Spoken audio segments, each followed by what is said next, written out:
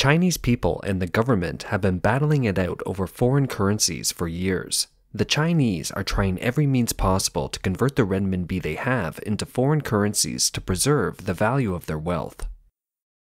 China's national TV reported on October 29th that the Shanghai Public Security Bureau uncovered the first case of illegal exchange of foreign currency using GamePoint cards.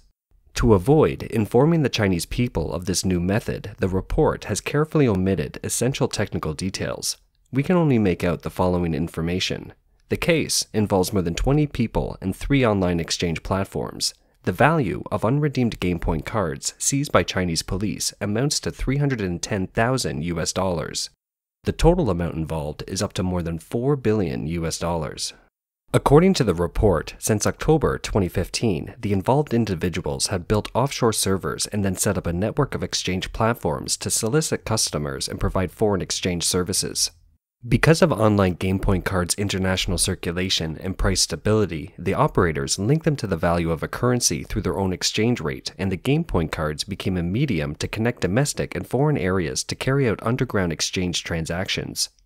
The report said that the individuals also recruited several domestic GamePoint card dealers to facilitate their foreign exchange business.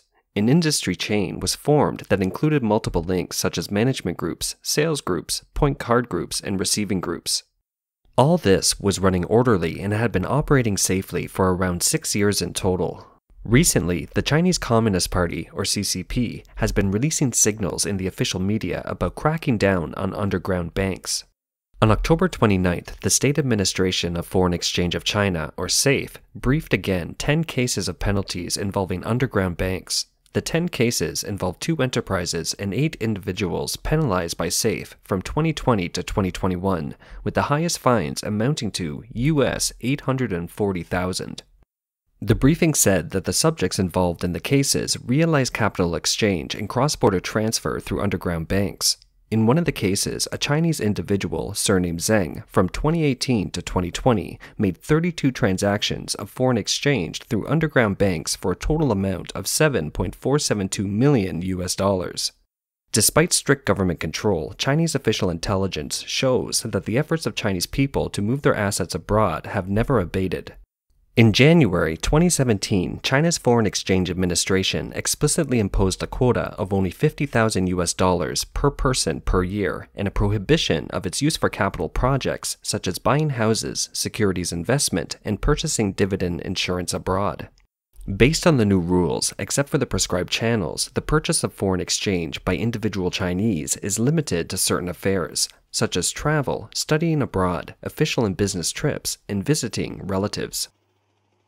More detailed regulations were introduced in 2019 with increased penalties for individual and institutional violators. Now, when an ordinary Chinese person goes to a bank for exchange and remittance abroad, if the bank staff feels that the reason isn't justified, they are authorized not to service the individual. 那你说咋处理？我去年换的$200，你告诉我今年不能取，让我把这个换成人民币取给我。我想问一下为什么？我现在就是要我的$200，你告诉我取不出来，要直接换成人民币给我。那你招商银行，我以后还敢不敢存钱？我敢不敢存美金了？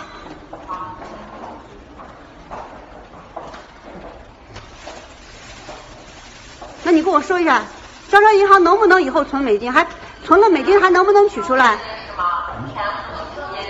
Despite the various obstacles at the banks, if you visit any bank in China, you will see that the busiest window in Chinese banks today is for exchanging foreign currency, especially for US dollars, and then remitting foreign currency. Many Chinese are determined to keep it up. They exchange their own and their family's relatives and friends' annual quota before the end of the year, and then look for opportunities to move abroad. In addition, many people are moving money through Hong Kong-based exchange companies. This approach is known as ants move, moving money a bit at a time. Some media estimate that the Chinese have managed to move $1.2 trillion US from mainland China in the last 10 years by ants move. Why are the Chinese increasingly anxious to move their assets overseas? Why is the Beijing government becoming more tough with foreign exchange? Because both parties know that China isn't the same as it was before. When the two leaders of China and the US met at the Sea Lake Estate in Florida on April 6, 2017, Chinese Chairman Xi Jinping said, "There are 1,000 reasons to improve China-US relations. Xi knows all too well that 90% of China's foreign trade surplus comes mainly from US-China trade. US capital is also the largest foreign investment in China." For this reason, China's foreign reserves are also at risk after a major reversal in the US-China relationship. After Trump became president, about $1 trillion of US capital flowed back home, but nearly $500 billion didn't go into the industrial sector because of the intense bipartisan struggle. The funds lingered in the stock and bond markets, with much of it invested in the Chinese bond market.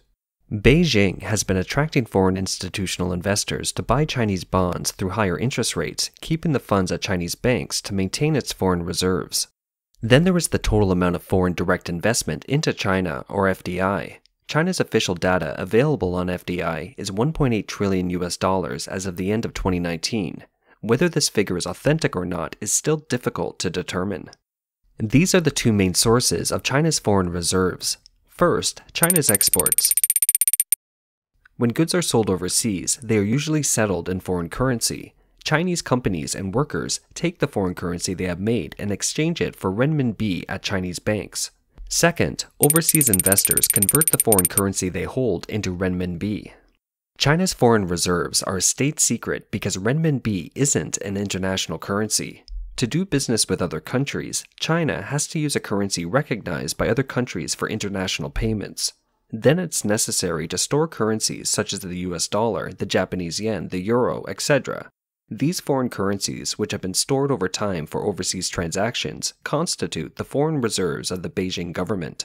In the wake of the deteriorating relations with the US, Beijing, despite its emphasis on self-reliance, has become heavily dependent on imports of commodities such as oil, food, and chips. With the future of exports to the US uncertain, China's ability to continue importing the goods depends on whether it has the foreign reserves to sustain it. The real status of the CCP's foreign reserves is difficult to obtain due to non-transparent data, but the general direction of the reverse Sino-US relationship foretells that the Beijing government will likely face a shortage or even depletion of foreign reserves. It's widely believed in the international financial community that $3 trillion is currently the foreign reserves threshold for China to maintain its balance of payments. If they fall below that threshold, China will face a shortage of foreign reserves. On October 7th, China's State Administration of Foreign Exchange, SAFE, released data on foreign exchange reserves for September 2021. It shows that China's foreign reserves amounted to roughly $3.2 trillion in September. Let's remember the figure of $3.2 trillion, which will be used later in the calculation. This figure is down by $31.5 billion, or 0.97% from the end of August, the largest single-month drop of the past 6 months. In response to a reporter, the deputy director of SAFE said that the reason for the September decline in foreign reserves included the rise in the US dollar index, coupled with changes in asset prices and other factors. However, in addition to the US dollar policy, the multiple risks factor by the Chinese economy are the main reason for jeopardizing foreign exchange reserves. The first is foreign debt. Since 2016, the size of China's foreign debt has been rising. Data released by the Chinese government shows that at the end of March 2021, China's foreign debt totaled $2.5 trillion. Why is China's foreign debt so high? Because when China takes out foreign debt, it gets foreign funds, and the foreign funds are kept in the bank as part of foreign reserves. That is, this foreign debt of more than $2.5 trillion is, in reality, money that foreign debtors have temporarily placed in Chinese banks and will eventually leave China. Among them, 45% are medium and long-term debts, 55% are short-term debts, approximately US $1,389.63 billion. The investment period of short-term foreign debt is 1 year or less. Let's do some calculations. $3.2 trillion, after deducting the $2.5 trillion borrowed, there is $700 billion left. Where can this $700 billion be spent?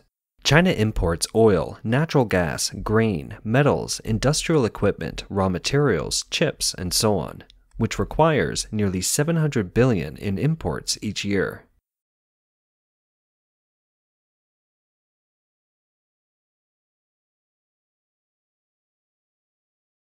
There is also China's huge investment abroad. Admittedly, the vast majority of China's investment is in the renminbi. China's Development and Reform Commission announced the amount of China's foreign investment in September. The report states that China's foreign direct investment reached $153.7 billion in 2020. According to the Ministry of Commerce's 2019 China's Foreign Investment Development Report, China's investment abroad is estimated to be $3 trillion in aggregate. If only a small percentage of this amount is in foreign currency, it will be enough to dry up China's foreign reserves. That is, almost all of the $700 billion in China's coffers would probably be spent. So, if the source of funds that make up the $700 billion is shrinking and not replenished, the reserves are likely to bottom out and China won't be able to afford imports on the scale it did before. At a time when China was running a trade surplus and world investors continued to pump in money, Beijing might not need to worry about its foreign reserves.